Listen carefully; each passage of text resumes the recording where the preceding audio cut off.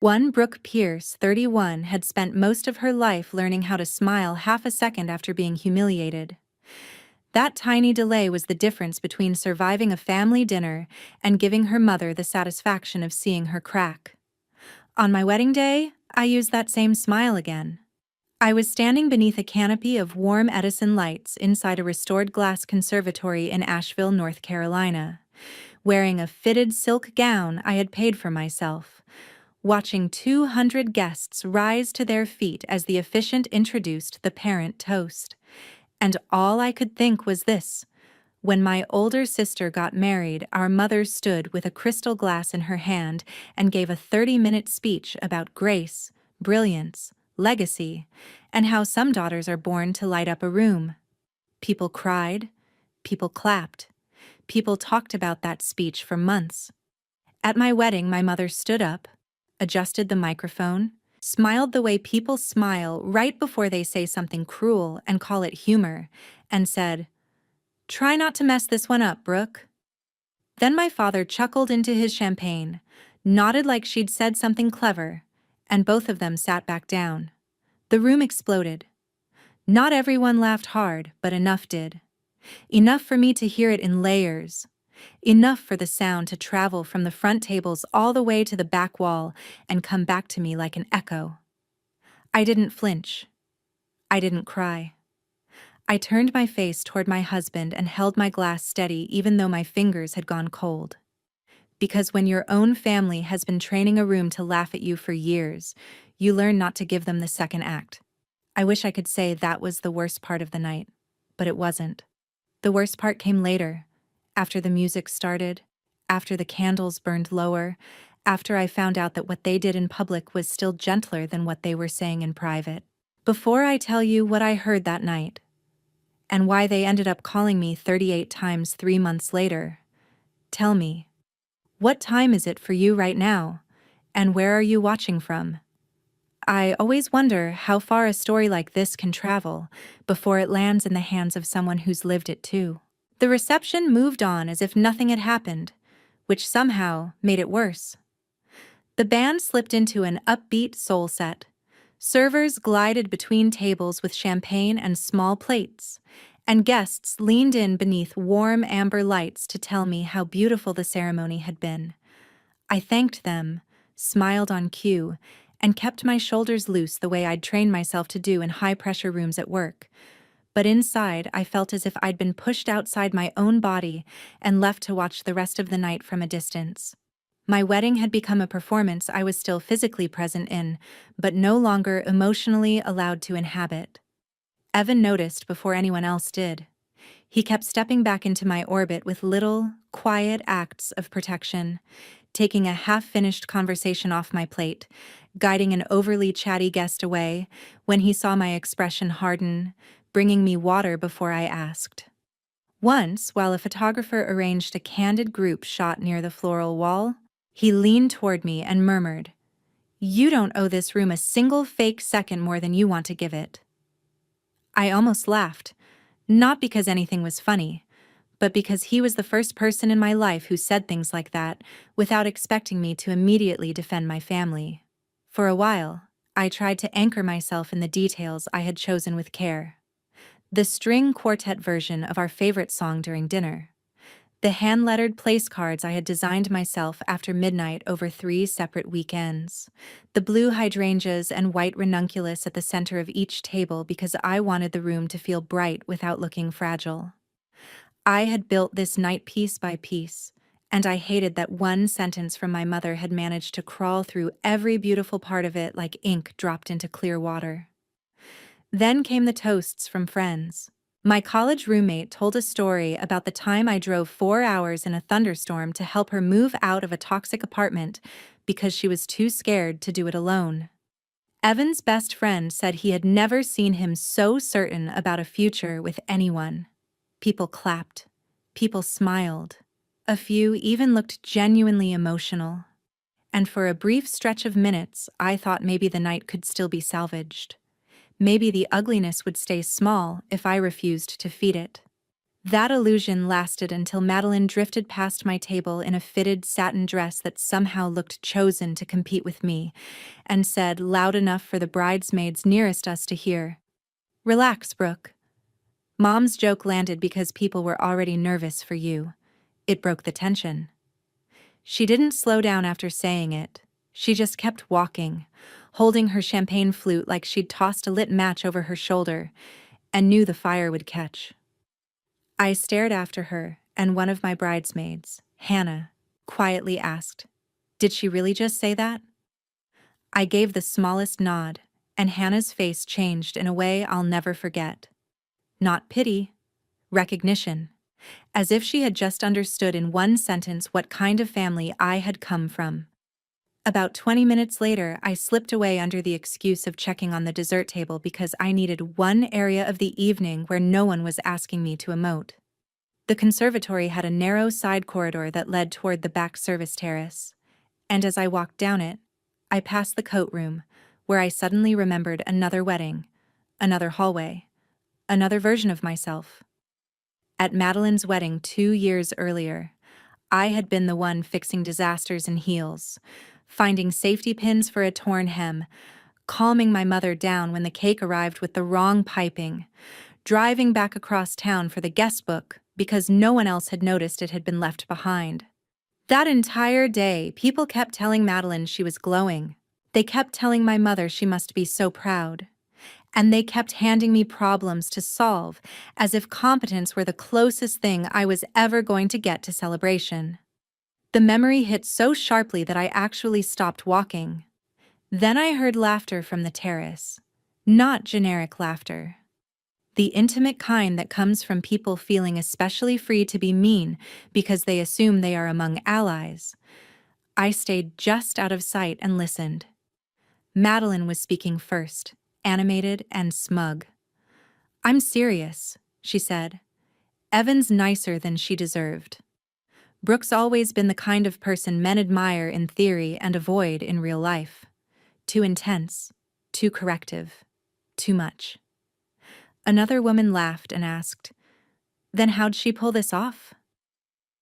Before Madeline could answer, my mother stepped in with the ease of someone adding a final polish to a familiar insult.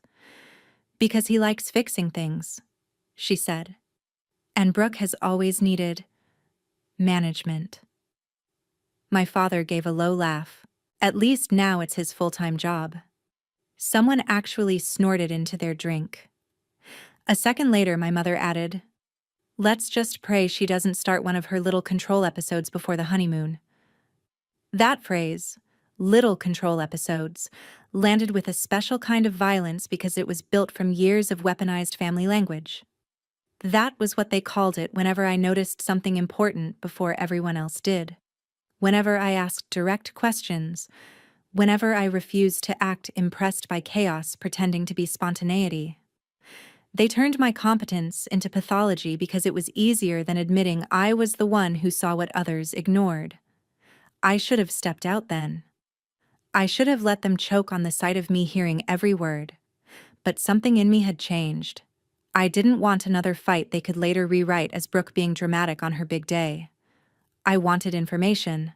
I wanted the truth in its raw form, unedited by shame. So I kept listening as Madeline said, "Honestly, if this marriage crashes, Mom can't say nobody warned her." And my mother replied, "If it does, we'll pick up the pieces like always. That's what family does." I stood there so still, my bouquet ribbon brushed against my wrist with every pulse in my hand, because there it was, the full architecture of it. Publicly, I was the unstable one.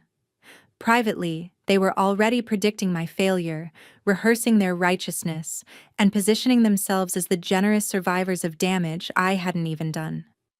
When I finally walked back inside, the first dance was about to begin. Evan took one look at my face and knew something had shifted beyond the toast. We danced anyway, because I wasn't going to let them take that too. But while the room blurred gold around us, I told him in a voice so low no one could hear, "I just found out they don't humiliate me by accident." His jaw tightened. He didn't ask me to calm down, He didn't say maybe they meant well. He just rested his forehead against mine for 1 second and said, "Then we stop pretending you owe them endless chances." That line stayed with me longer than the song did. By the end of the night, I had smiled through photos, thanked relatives I barely knew, cut the cake, changed into the reception shoes I'd hidden under the head table, and waved goodbye under a tunnel of sparklers. Everyone around us saw a polished ending. What they didn't see was the quiet decision already forming under the silk and flowers and applause. I was done confusing endurance with love. Marriage, for the first month, looked normal from the outside. We unpacked registry gifts, argued playfully over where the espresso machine should go, forgot to mail 3 thank you cards on time, and laughed at how many monogrammed dish towels 2 adults could possibly receive from one extended family. I went back to work, reopened spreadsheets, sat through executive review meetings, and resumed my life with the sort of outward efficiency that makes other people assume you're handling things well. But beneath that surface, something was splintering and reorganizing at the same time. I didn't fall apart all at once. It happened in fragments. A song from the reception came on in a grocery store, and I had to abandon the cart near produce because my throat locked up out of nowhere. A coworker complimented my wedding photos, and I heard myself say, "Thank you. It was beautiful," in a tone so polished and false that I felt embarrassed standing inside it. One Sunday afternoon, I opened the digital album and stopped on a close-up shot of myself laughing during the parent toast. The photographer had caught the angle perfectly. Head tilted, smile lifted, shoulders relaxed. If you didn't know what had just been said, you'd think I was happy. I stared at that photo for a long time because it captured something I had been doing since I was a child, making pain look socially acceptable. Evan didn't pressure me to talk before I was ready. That, more than anything, made me talk sooner. He created space around me instead of pushing into it.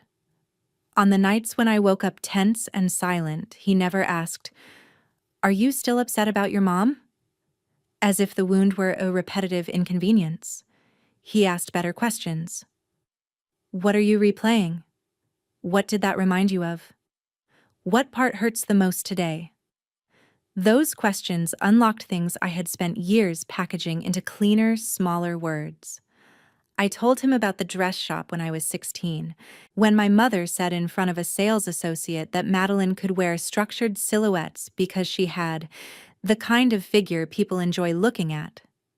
Then turned to me and suggested darker colors were more forgiving. I told him about college graduation, when my father missed my departmental honors brunch because Madeline needed help choosing inventory for a pop-up event that failed 6 months later.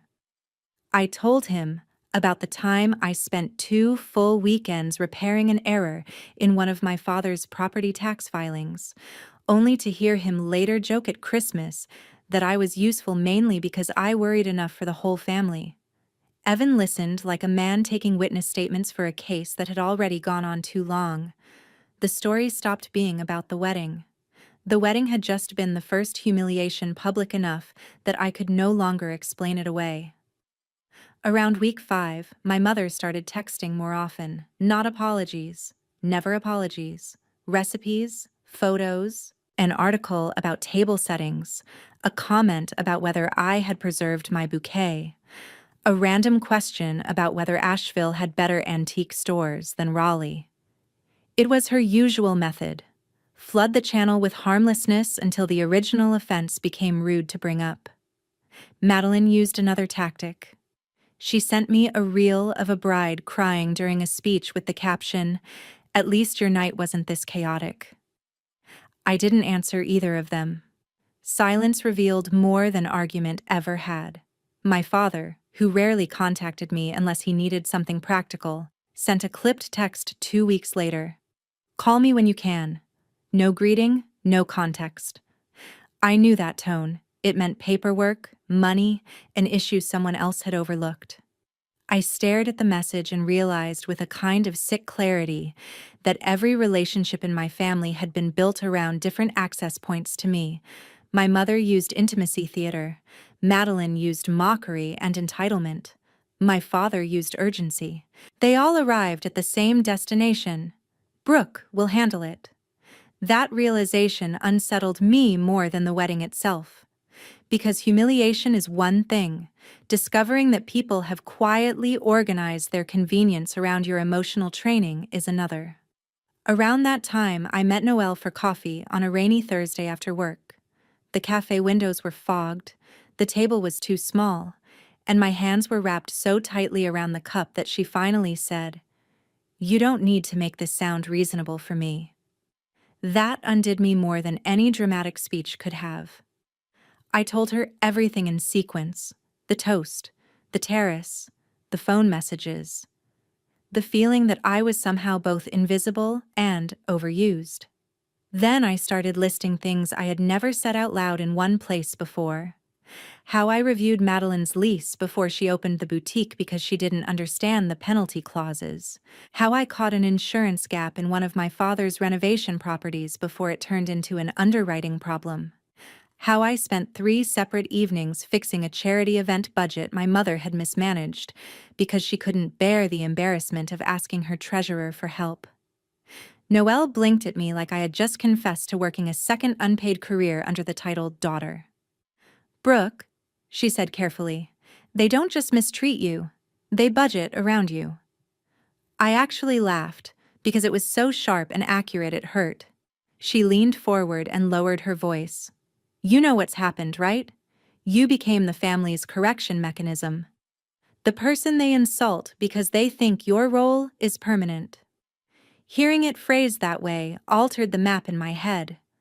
I had always thought my pain came from not being chosen emotionally, but part of it came from being chosen functionally, relentlessly, as the person who would stabilize what others damaged. That night, after dinner, I sat at the kitchen counter with my laptop open and started tracing the invisible threads. The expiring financial review assistance attached to one of my father's vendor relationships. The lease amendment Madeline had texted me about, but I hadn't opened. The fundraiser summary my mother wanted me to just glance at. The recurring pattern of being contacted only when there was risk, embarrassment, or complexity involved. And for the first time, I stopped asking, "How do I get them to understand me?" and started asking, "What actually happens if I stop catching them before they fall?" The answer wasn't vindictive, it was structural. Things would wobble, costs would surface, delays would matter. Their confidence might finally have to compete with reality.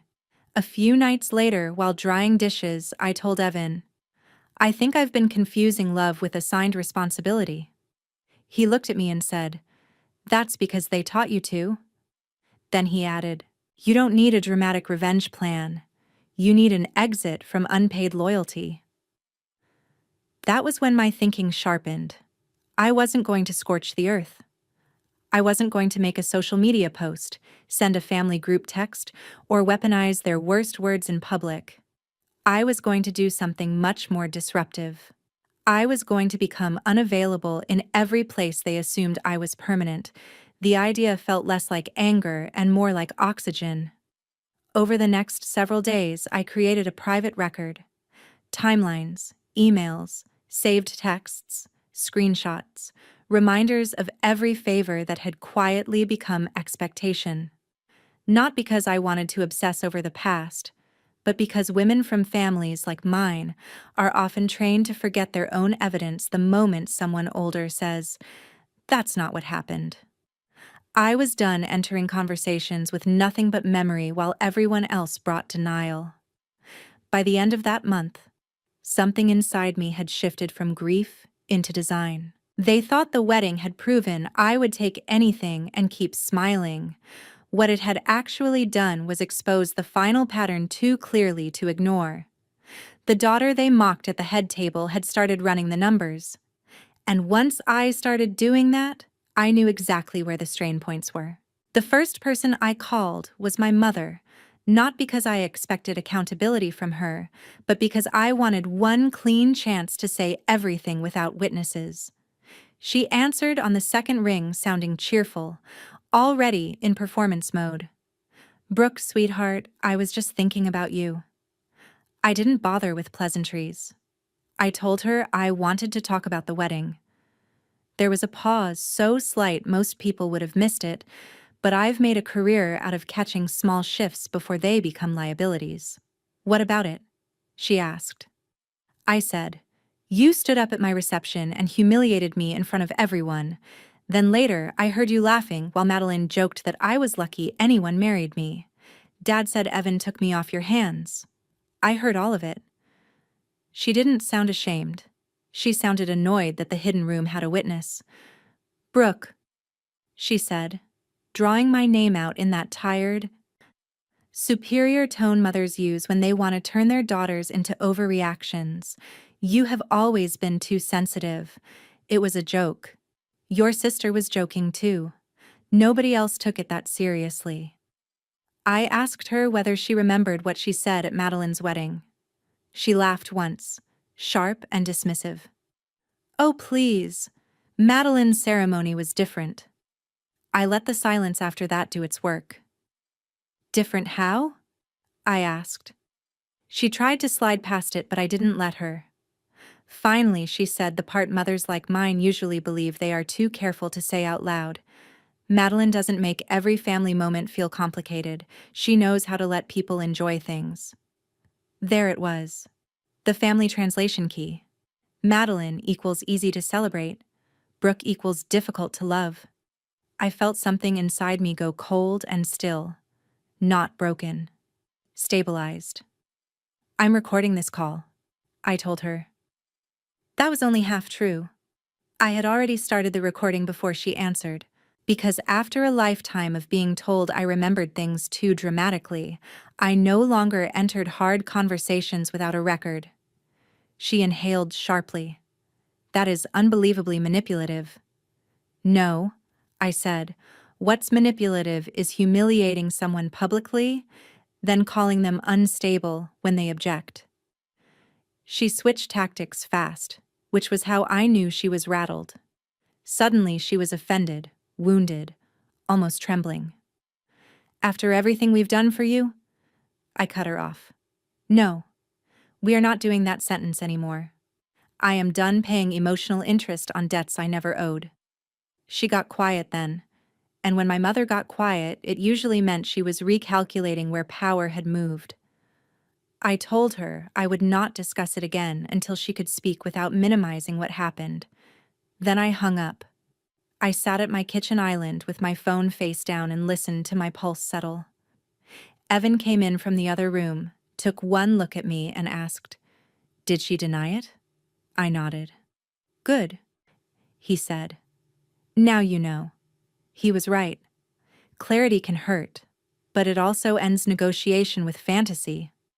The next morning, I contacted my bank and removed my personal advisory involvement from an expiring guarantee tied to one of my father's vendor obligations. I sent one professional email, signed one digital form, and declined to extend review assistance on a boutique lease amendment Madeline had texted me about the week before. No speeches, no threats, just absence where free labor used to be. That was the beginning, not the wedding. Not the toast.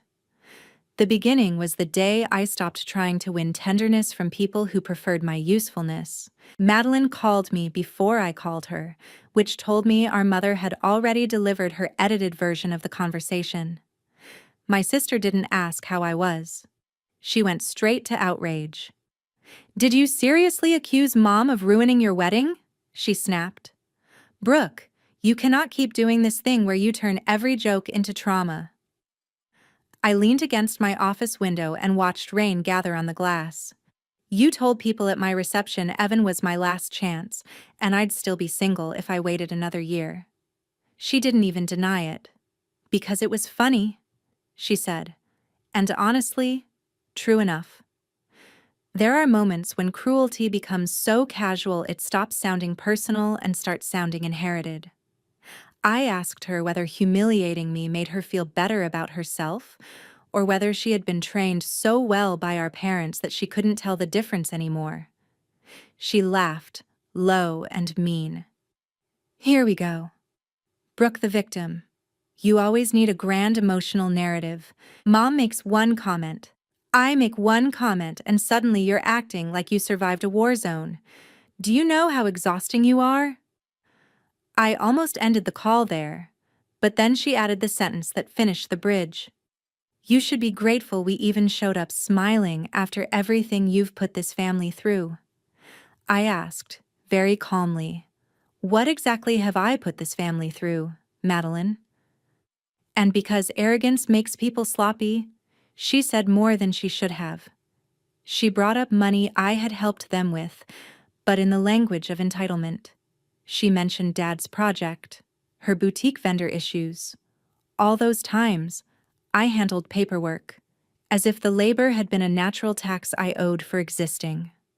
I let her talk. I let her build her own evidence. By the time she hung up on me, I had something better than vindication. I had confirmation that none of them saw my help as generosity.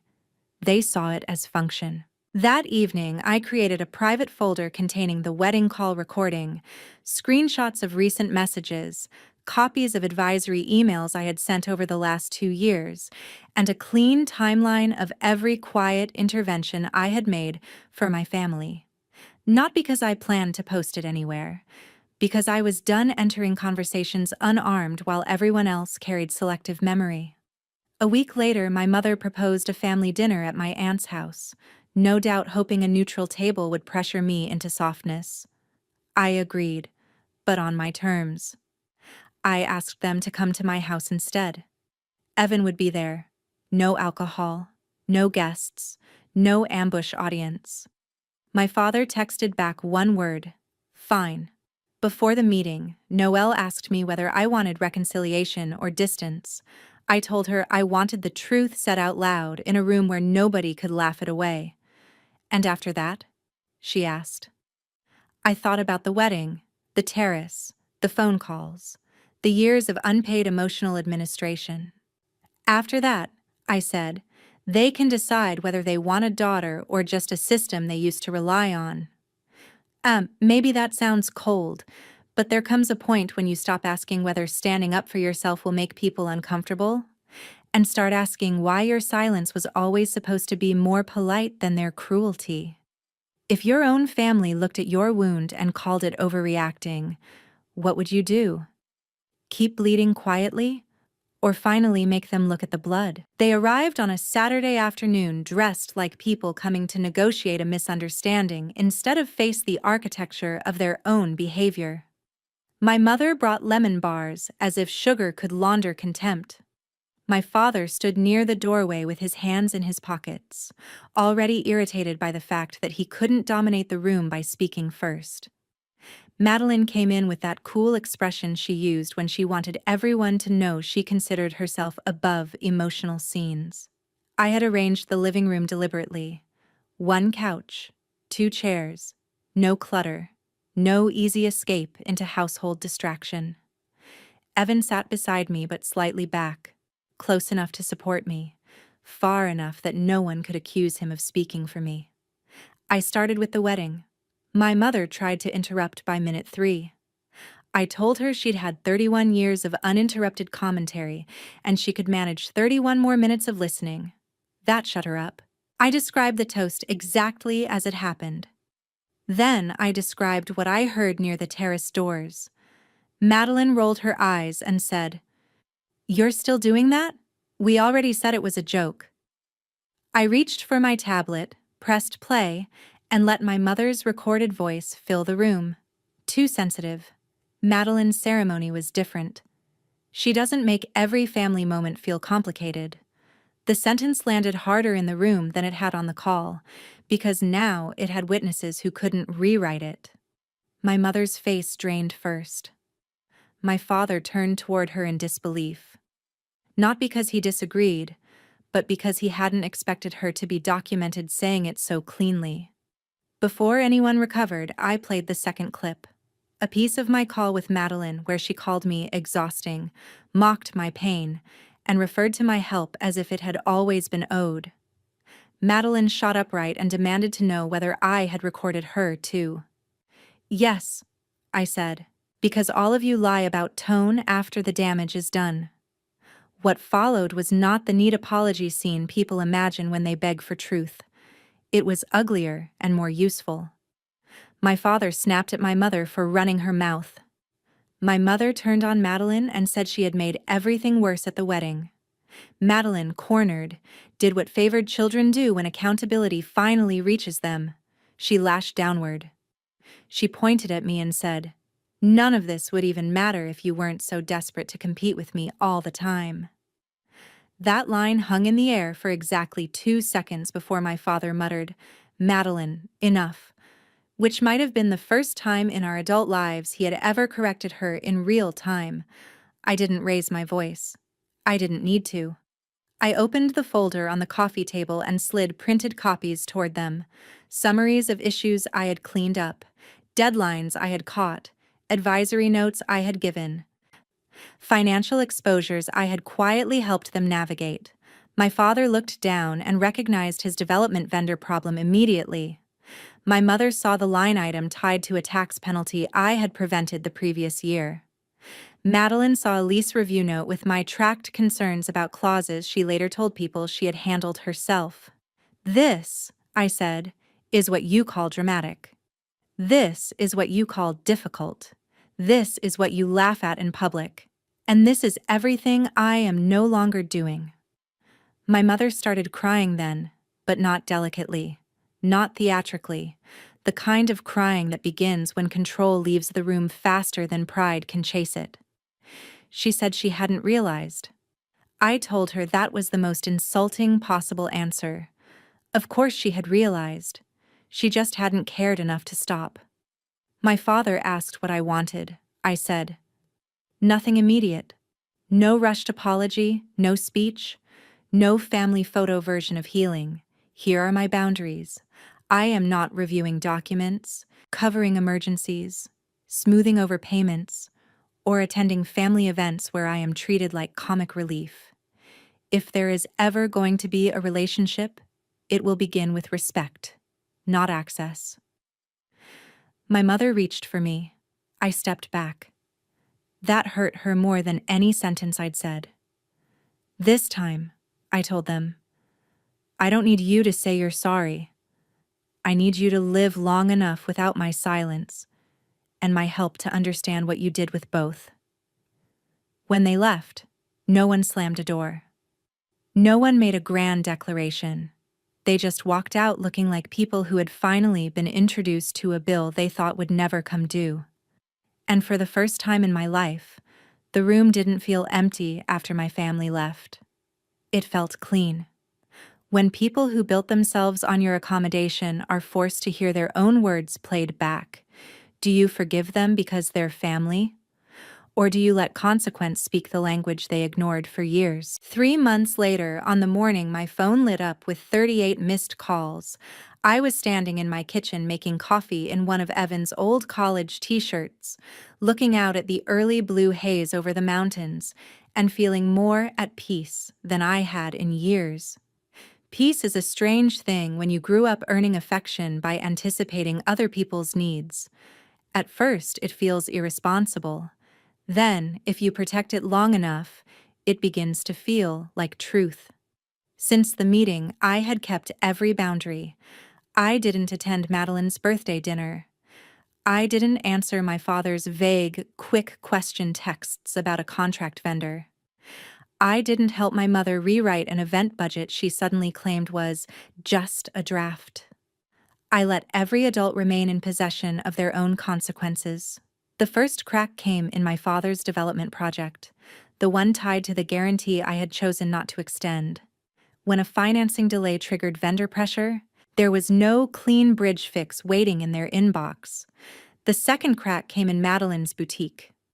The lease amendment she ignored included a brutal inventory timing clause and a promotional penalty trigger I had warned about in my earlier notes. She blew through both. Then came the social part, which hurt them more than the money. My family had spent years curating an image of effortless success, polished events, easy relationships, smiling holiday tables, the kind of family people envied from a distance. But I had been one of the hidden mechanisms keeping that image functional. I was the one who noticed omissions, handled forms, checked numbers, kept tempers cool, remembered dates, repaired narratives, and turned chaos into something presentable. Without me, they didn't just lose free labor. They lost their illusion of seamlessness. That weekend, my mother hosted an anniversary lunch at their country club, and, for the first time anyone could remember, something actually went visibly wrong. A reservation error collided with a payment authorization issue, a florist delivery got sent back over an unpaid balance dispute, and my mother, who used to call me dramatic for planning contingencies, ended up crying in the ladies' room while guests whispered. Madeline had her own public unraveling when a vendor posted a passive-aggressive complaint online about missed obligations. None of this happened because I sabotaged them. That's the part I need to say clearly. I did not destroy their lives. I simply stopped protecting them from the natural consequences of being careless, entitled, and convinced that someone else would always absorb the embarrassment. The 38 calls came because my father's project was stalling. Madeline's store was bleeding cash. My mother's social circle had started asking pointed questions, and for the first time in years, no one in the family could reach for me without first remembering the sound of their own voices on those recordings. I called back only once, and only my father answered. He sounded older, smaller. He didn't start with authority. "Brooke," he said, "your mother's not doing well." I looked at the sunlight moving across my counter and remembered being 14, standing in a department store dressing room while my mother told me Madeline could wear a dress like that because she had the figure for attention. I remembered being 23 and helping my father fix a tax notice he said he was too busy to handle, only to hear him later tell relatives I'd finally made myself useful. I remembered my wedding day, the laugh, the terrace, the warm hand of my husband on my back while my own parents turned my joy into a line. The past didn't vanish because they were panicking in the present. "I'm sorry she's upset," I said, "but upset is not the same thing as accountable." He was quiet for a long time. Then he said, "We miss you." It was almost enough to wound me, because for so many years that sentence was all I wanted. But people can miss your labor, your steadiness, your silence, your willingness to make things easier and still not know how to love you well. "You might," I said, "but missing me is not the same as respecting me." He asked if we could meet. I told him maybe, eventually, if all future contact began with honesty and stayed there. No jokes, no revisionist history, no treating me like the family utility drawer you all open only when something breaks.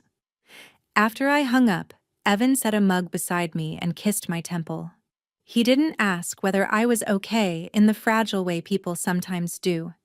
He asked, "Do you regret any of it?" And I realized the answer was no. Not one boundary, not one silence, not one absence that finally taught other people my presence had value.